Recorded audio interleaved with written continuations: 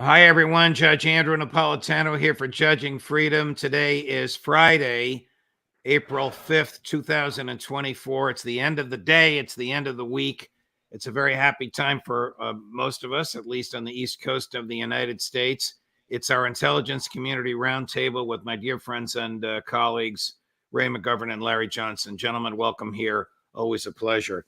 Thanks. We just finished an interview with Colonel Larry Wilkerson, in which he opined that sources of his in the intelligence community, former intelligence community members, as are the two of you, are convinced that the United States was behind the organization and recruitment of the people that slaughtered the innocents at the Crocus Concert Hall in Moscow.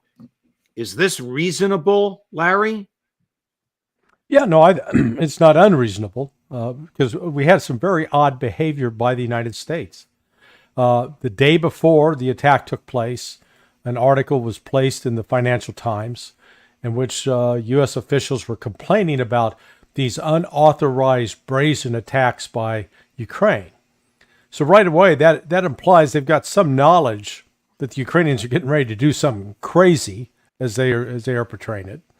At 3:30 a.m. Eastern Time on the 22nd, the day of the attack, there was this, it's called Open Source Intelligence Defender, been a very, I call him a mouthpiece for the intelligence community. He's just been a vehicle for putting out propaganda. He put up the same thing about the unauthorized brazen attack. And then on top of it, the United States comes out immediately within 55 minutes to say, nope, wasn't Ukraine. We didn't know how many people were attacking. We didn't know how many had been killed or wounded or taken hostage. We had no investigators on the ground. We didn't know what the disposition of the captives were, of the or the terrorists were. I mean, there were so many unanswered questions, and yet the Biden administration thought it was a good idea to come out and say, oh, no, we know it was not Ukraine. Couldn't have been Ukraine. When they've been telling the newspaper that Ukraine's been doing crazy stuff all along. So, yeah.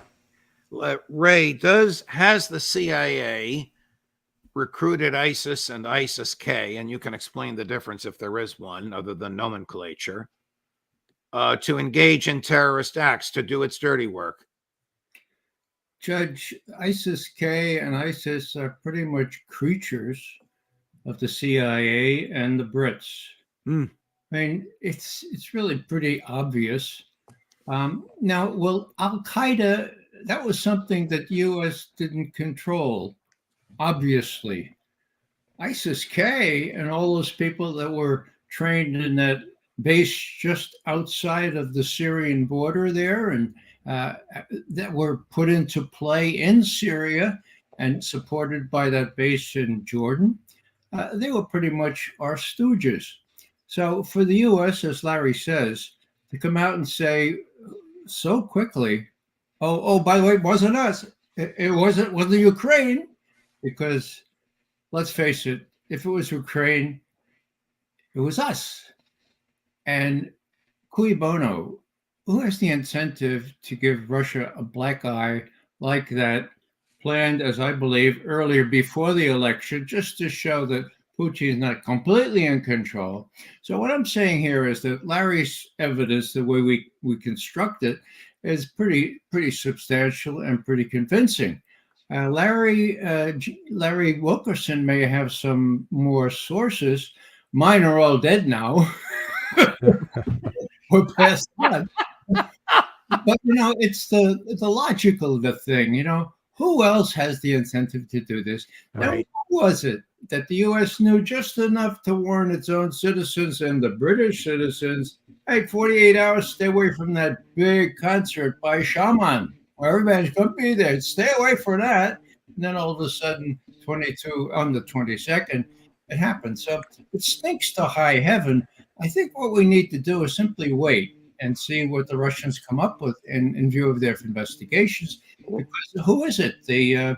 Both the highest security officials have said now that they trace it to the U.S. and to NATO and to the UK And of course, the Ukrainians, as the New York Times itself has suggested just 3 short weeks ago, the Ukrainian security services are also creatures of the CIA. Larry, Cy Hirsch says that Joe Biden personally signed off on the destruction of the Nord Stream pipeline. As far as we know, nobody died there. They did a tremendous amount of damage and lied about it. Cy wrote a great piece. I know we've had some issues with Cy since then, but not about the Nord Stream pipeline. But that's a prelude to my question. Something of this magnitude, the CIA hiring ISIS-K to kill 140 Russian young people at a concert outside of Moscow. How high up the food chain would approval be necessary for something of this magnitude? Would it have to have been signed off by President Biden himself, Larry? Not in this case. I think what we're looking at, this is akin to being an accessory to murder, where you buy the guy who commits murder a gun, but you don't keep control of it, you don't monitor its use, and then they go off and kill somebody. Now, under law, you're just as guilty. You enabled that criminal, particularly if the person's a felon. So I think in this case, I don't think the United States said, okay, yeah, here's what we're going to do. We're going to get these ISIS-K characters, or we're going to launch this attack, and that they constructed it from soup to nuts. I don't think that's what happened. I think they have been working and enabling the Ukrainians to do what they did, and they were knowledgeable that it was going to take place, didn't stop to intervene. And as Ray pointed out, look, these are the CIA has been involved with both the SBU and other intelligence organizations in Ukraine for years. So this is we're guilt, if you will, guilt by association, if nothing else. So, Ray, what do the president's intelligence community briefers, a job you once had, tell him? The Russians know that we did it, Mr. President? That's a really $64 question, Judge. I think it's a $64,000 question. Yeah. Ray. Well, I'm embarrassed to have to tell you how things work, okay? The CIA briefer is not read in on these covert action operations. Oh. He's not the last to know, but he's sort of like the next to the last to know. That channel is far independent from substantive intelligence officers. There are, I have to say again, 2 CIAs. Now, in addition to that, in addition to the fact that the substantive officers have no chop on whether this makes any sense or whether we should let the Ukrainians go off half-cocked like this, no input from the substantive people, as was the case in the Bay of Pigs, where the analysis unit was kept in the dark about that operation. No one asked the analysis unit, hey, these operatives say that Castro will be thrown out by his people by popular uprising. What do you think of that? They weren't given the chance, okay? So that's how that works. Now, the other thing is plausible deniability, okay? I don't think the president knew chapter and verse about this. I don't think Bill Burns knew chapter and verse about that. They like to, so we'll go ahead and do these things. And in addition to all that, even that New York Times article made a point of saying, we train these guys, we train them the worst kinds of things, but we said, please don't do the worst kinds of things without asking her first. Okay.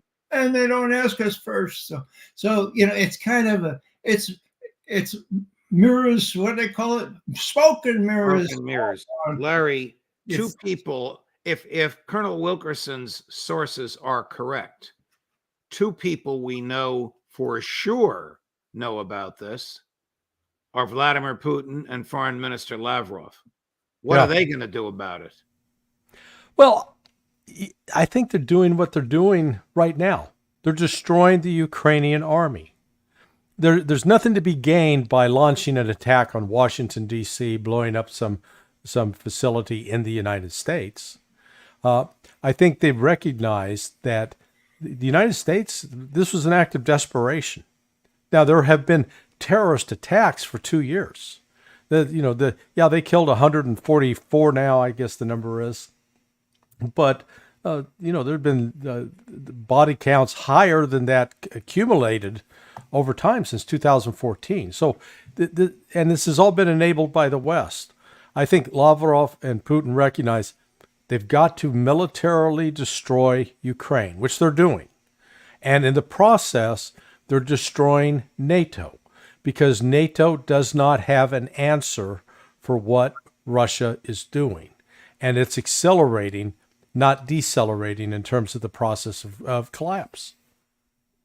Chris, play the clip, please, of Chef Jose Andres. Gentlemen, you know the name.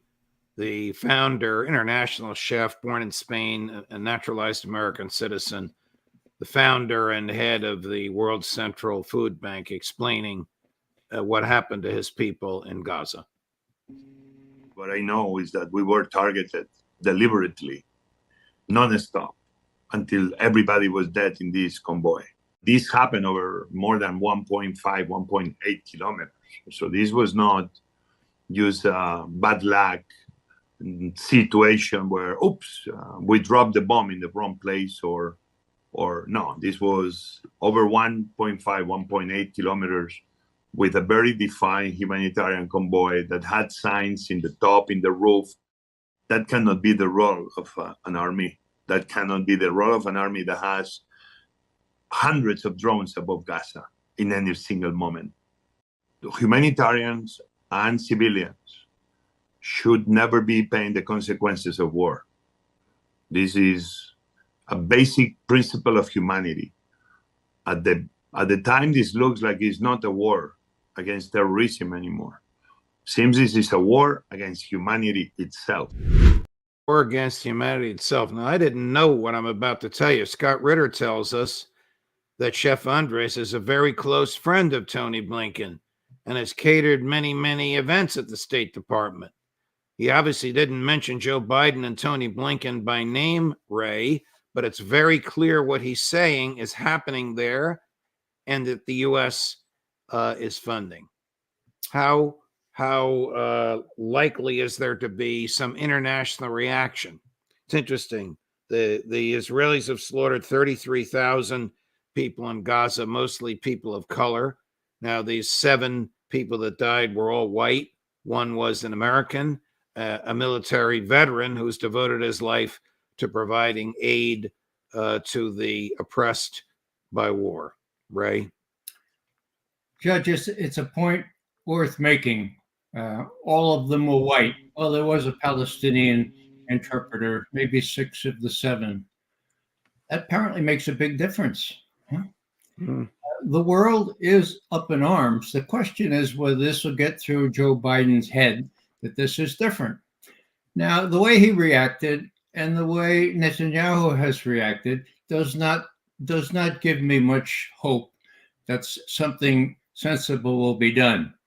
These pledges of changing our policy, rubbish, bollocks, as the British would say.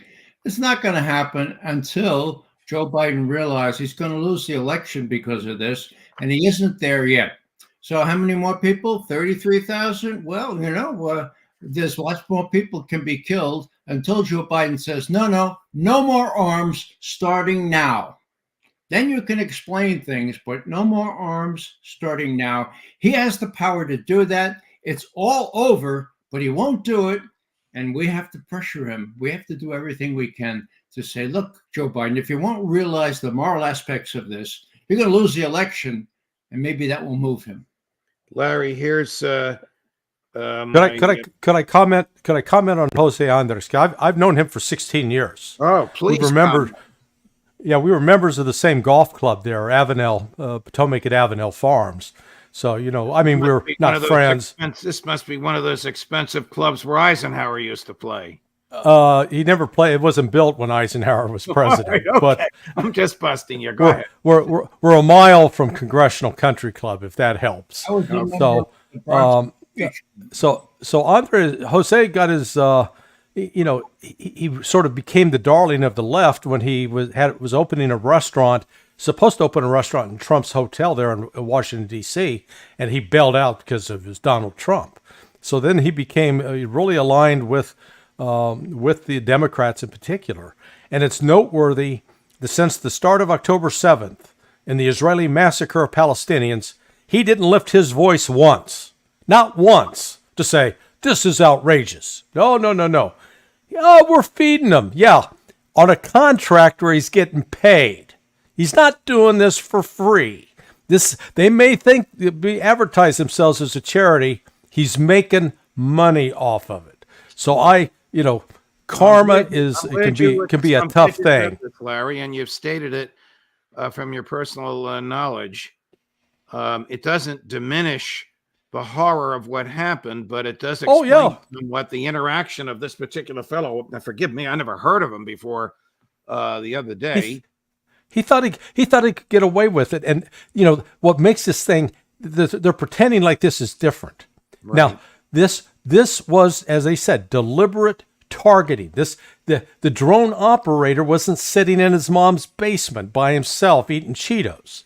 The drone operator sitting in an operation center with other drone operators. They've got joysticks, and they are supervised by a whole chain of command of officers, starting with lieutenants, captains, majors, lieutenant colonels, and colonels at a minimum.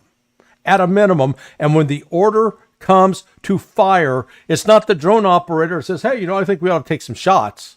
No. That is an order directed down. Here's my friend and former colleague, Peter Ducey, clashing with Admiral Kirby, cut number 4. The president's call, he called Chef Jose Andres to express that he's heartbroken by On October 7th, President Biden said, my administration's support for Israel's security is rock solid and unwavering. That is not true anymore, correct? No, it is true. Still true today. How is his support unwavering, but you're also reconsidering policy choices? Both can be true. They cannot be true. They're completely different things. No. I'm sorry. He is wavering. No, come on. How is he not wavering? Come on now. As I said, and as it says in that readout, we made clear, and he made it clear to the Prime Minister in his call, that our support for Israel's self-defense remains ironclad. They face a range of threats, and the United States isn't going to walk away from helping Israel defend itself. That said, you can say all that, and you can act on that, and you can believe that, and the president does, and still believe that the manner in which they're defending themselves against the Hamas threat needs to change.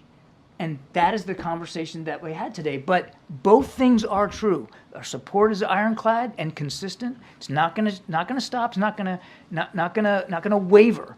But will there perhaps be some policy changes we might have to make if we don't see policy changes out of Israel? Yes. Times when I was on the bench and a criminal case would come in the courtroom, everybody knew the evidence of guilt was overwhelming, and I'd have some respect for the defense lawyer defending the indefensible.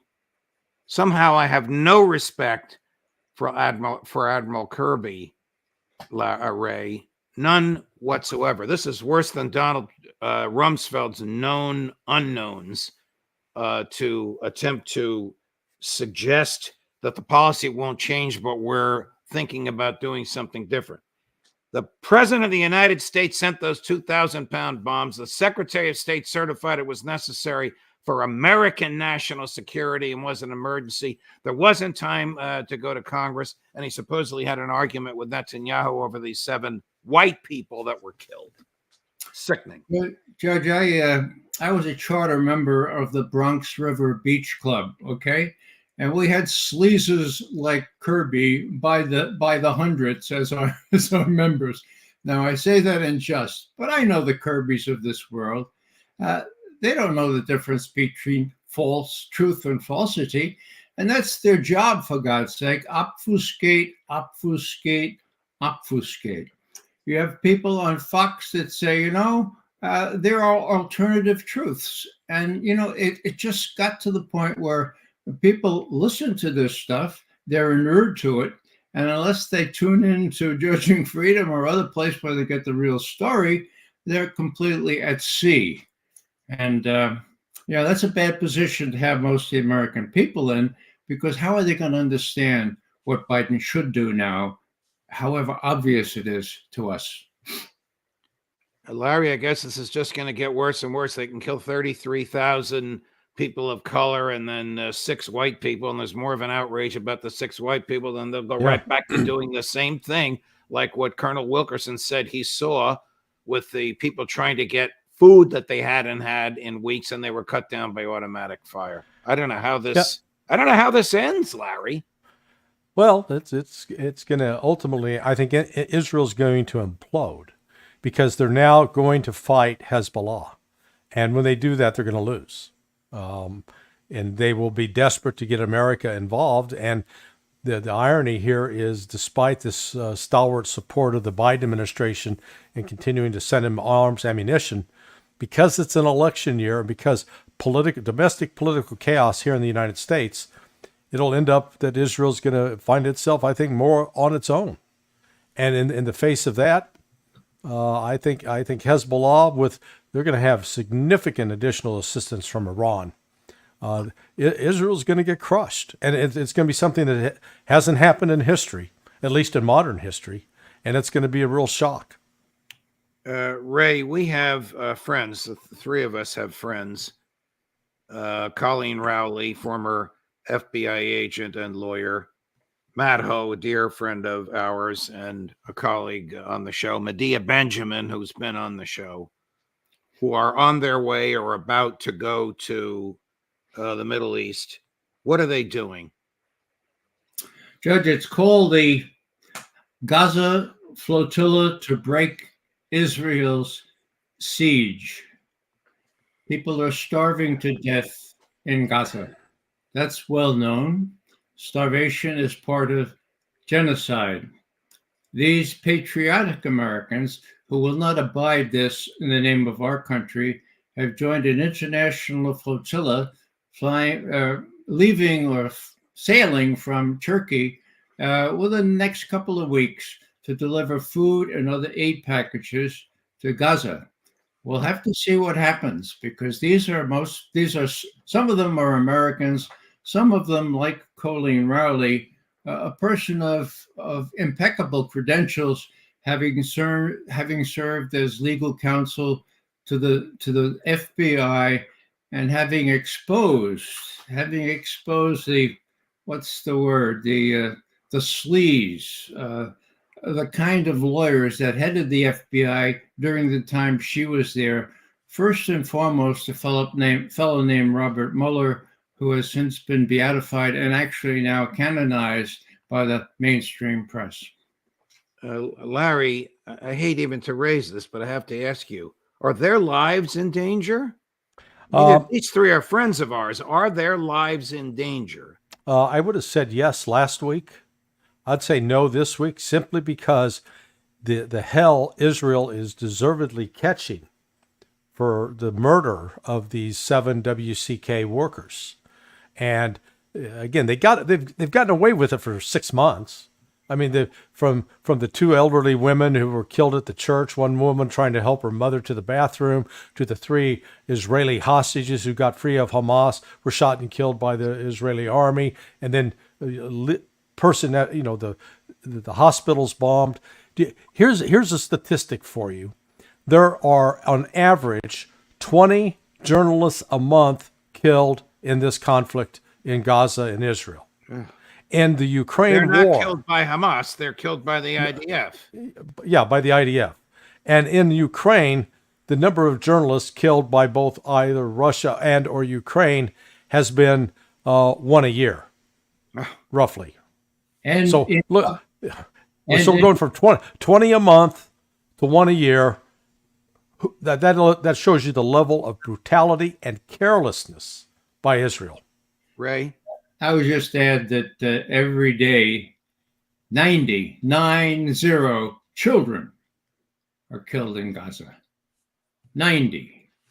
And so when you take the measure of that, you have to see why these very brave people are getting on this boat and taking personal risk.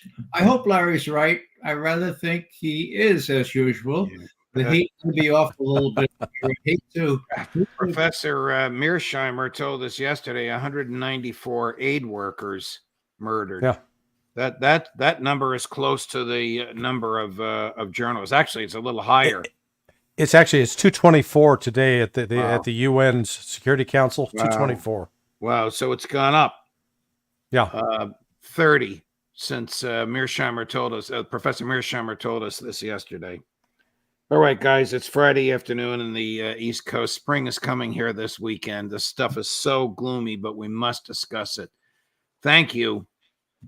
You know I love you, but I have to say it. Thank you very much for all you do, and thank you for your time and your courage and your sources and your intellect. We'll see you both Monday morning, and we'll do this again next week. Thank you, gentlemen. All the best. God love you. Thank you, Jim.